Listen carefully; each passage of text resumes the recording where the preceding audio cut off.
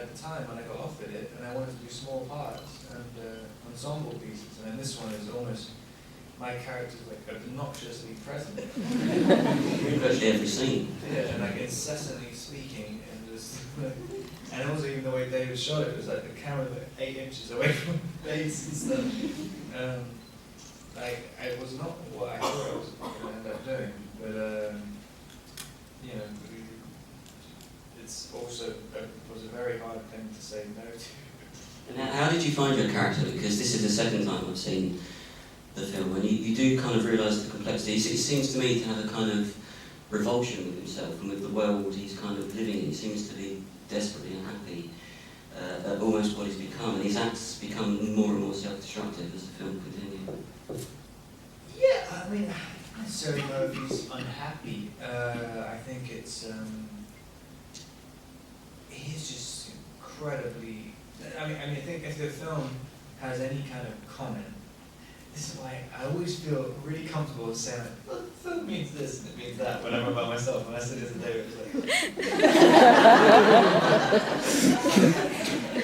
I don't know, but it's like kind of the absurdity of the world. I mean, that's what when I first read it, it read as an absurd comedy, and then people take it, you know, when we were in Canada, hardly anyone's laughing at it. Like, oh, it's funny. The people they were French. So, yeah, it's kind of, it's not so much about trying to destroy yourself. I think it's, he thinks, you know, you look at everything, if the world doesn't make sense at all, then it has to start again. And you see it again and again and again. I mean, it's a time of story, is that, you know, you look at things about the financial crisis and stuff, which people say it's about that, which we weren't thinking about, but I mean, that to me, you need to be prophetic to predict that something that makes absolutely no sense is going to completely fall apart. I mean, yeah, I don't think he's deliberately, he suddenly sees it for the first time, and once you see something, if you really see the world, then it all crumbles.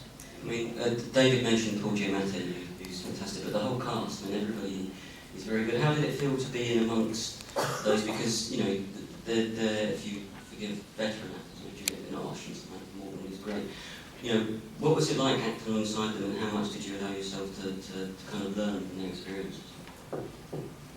I just spent the whole movie in like perpetual terror. Like, I mean, it wasn't like you spend the first 2 weeks getting used to the movie and the world of it, because there'd be a new person every few days. But being able to at least have the limo remain the same, it was kind of, because it was a weird environment to work in, because there's no one even behind the camera.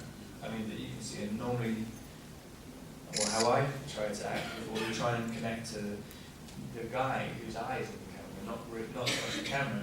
And then this, you start having a relationship with the camera, like an inanimate object, and it's just really odd. And I think a lot of the actors who came in, that kind of really, it's not a particularly nice feeling to begin with. So these big actors who were coming in, I was like far more comfortable with the environment than they were at the beginning, especially people like Juliette and stuff, which was great for me because I would have been shitting myself. Was it more comfortable to do the scenes outside of the car? I mean, when David was saying about some of the scenes he left out, I know Don DeLillo's a very big fan of the film, I understand it. But there are scenes that take place outside of the bar shop, in the restaurants. The scene with Maggio Marek as the pastry assassin was great.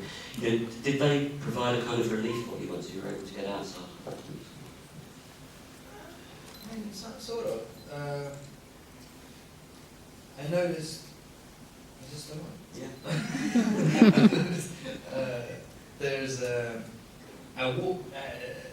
When I got out, my walk changed. It was a walk which kind of, it's not my walk. Yes, that is weird thing. There's a scene when I was walking up to Benno's apartment. I just noticed it the other day. It was like, weird. Actually, when you go to attack the photographers after the pastry assassin, you have a walk I've never seen on screen. Very weird. weird, like a centipede. I don't know. I loved it. I think it was great. And it's spontaneous, you know. I know that, yeah, that was, yeah. I think there's something about being an alien. I mean, you kind of, I was so comfortable. I hate that. Those are things, I read this thing about James Gandolfini, like, always wants to just, no matter what's happening in a scene, he'll figure out some way to sit down. Probably for different reasons to why I want to do it. But it is a great thing to sit down. If you figure out some way to sit down in the scene, it's so much easier.